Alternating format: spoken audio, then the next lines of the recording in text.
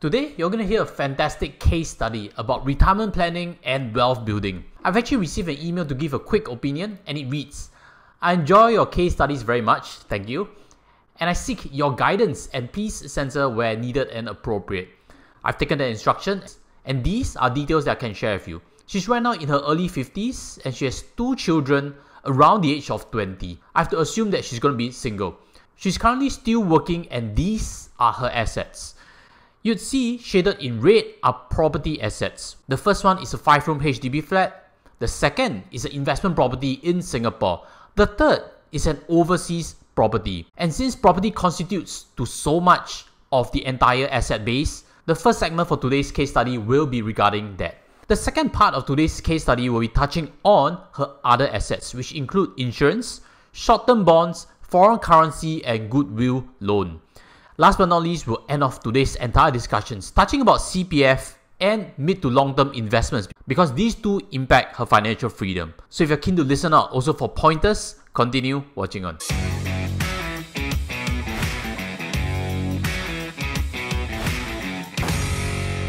Hi guys, welcome back. Without further ado, let's start with the first segment, which regards her property assets.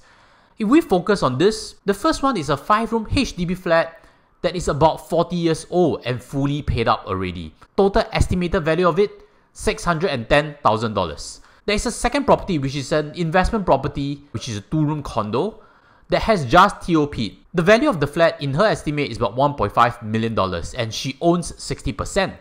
The remaining loan is $530,000 and luckily she has actually taken up a fixed rate loan at 2.45%, which will last all the way to July 2024. The flat is currently rented out at $4,400 per month. Now when I saw this portion, I've actually asked her, why was the loan only $530,000? And her reply was that the loan tenure was up to 65 years old and she didn't want to stress herself with a monthly repayment of $6,000 to $8,000 per month until the age of 65. That's why she's actually made repayments, and by doing so, she's actually cash flow positive from this investment property. Because it's rented out at $4,400 while her loan is fixed at $4,000. I'm not sure if she's included conservancy charges, property taxes, and impact on personal income taxes. But the key part again is luckily she's locked in at 2.45%. If you're locked in mortgage right now, do note that the best offer is likely from DBS at 4.25%, which could easily bump up the total loan and make the entire investment property cash flow negative. But speaking to her, I'd like to draw everybody's attention. When it comes to property investment, you need to have leverage to do well. Why do I say so? There are 2 charts I'd like to show you. The first is this by SRX. You'll see that there are 2 lines over there. One is the pink median levered returns and the blue is the median unlevered returns. Quite obviously, when you have leverage, the total return rate when you own a condo resale is much higher because you are making money using other people's money. That is property investment 101.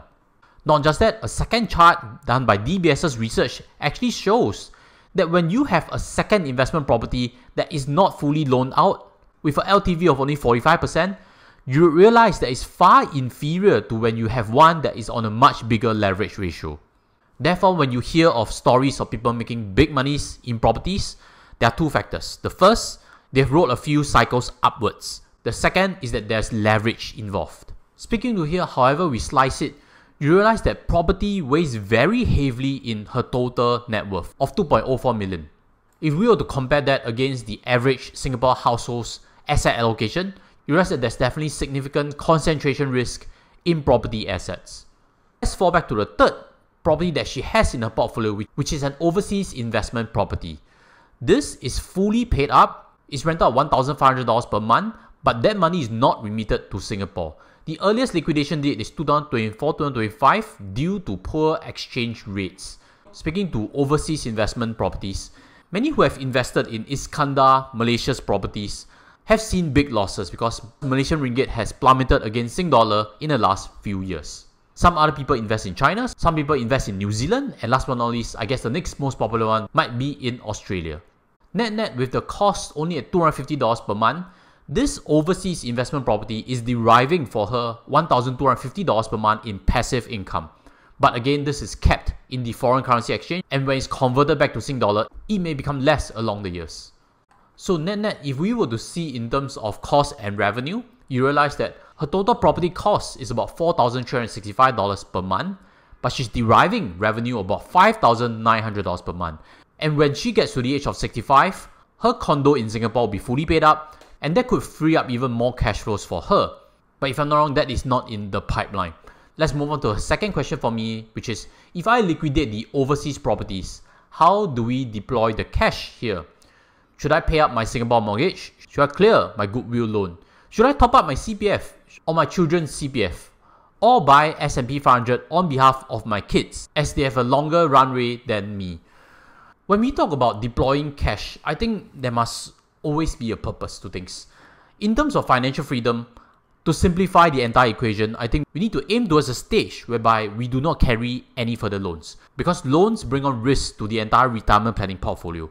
Because loan rates can go up, loan rates can go down, and you need mental capacity to manage loans also. Which means any of y'all listening in, whereby you have a universal life or an annuity plan loan, I do strongly suggest to continuously make payments to clear that loan off so that you can get to retirement using those cash flows also and not be leveraged.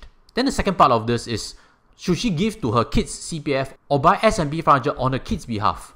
With regards to these two ideas, I'm a strong believer of letting the next generation earn the monies themselves. Why do I say so?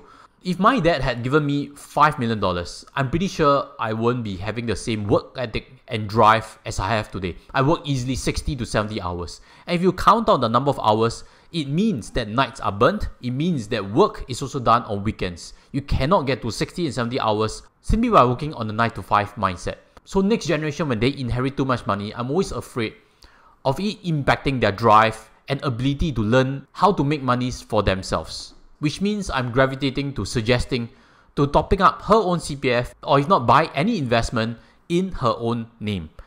Let's move on to her third question for me regarding properties. I'd like to sell my current HDB flat for a more centrally located one that I can finish paying off by the age of 65. I do not think PLH BTO is an option. However, I may be open to applying for a BTO in an upcoming district. PLH, by the way, is Prime Location Housing, which is a new scheme created by HDB. PLH has slightly different MOP periods. PLH also has slightly different conditions in terms of renting out as compared to a traditional BTO. But back to the point of buying BTOs. BTOs, you need to wait for development. It takes years, so there's disruption. But there's another part, which is, as a single, you can only apply for 2-room flat under HDB BTO. To aim for a 4 or 5-room BTO, you need family nucleus, which means you might need to tie in another partner in future or tie in children's name, which makes the entire equation a lot more complicated. All these may not be ideal, but the problems do not just end there. To buy a HDB flat, regardless of whether it's resale or BTO, the person buying cannot own private properties, the person buying cannot own a current HDB flat or must commit to selling it at least. Which means the entire process will be to sell the overseas property, to sell the Singapore condo, to sell the current 5-room HDB, then she can actually buy a new HDB flat via resale or BTO route. All these various steps makes the entire equation quite complicated. And not just that, the investment properties have more than one person's say in it, and when it comes to property selling, where it becomes very messy, there is going to be a lot of fight on when to sell, how much to sell, and how to exactly split it.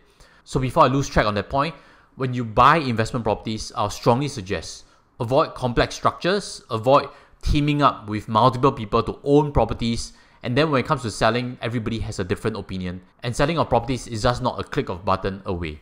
Looking at the situation, I don't think there's a solution that can fit everything that she wants.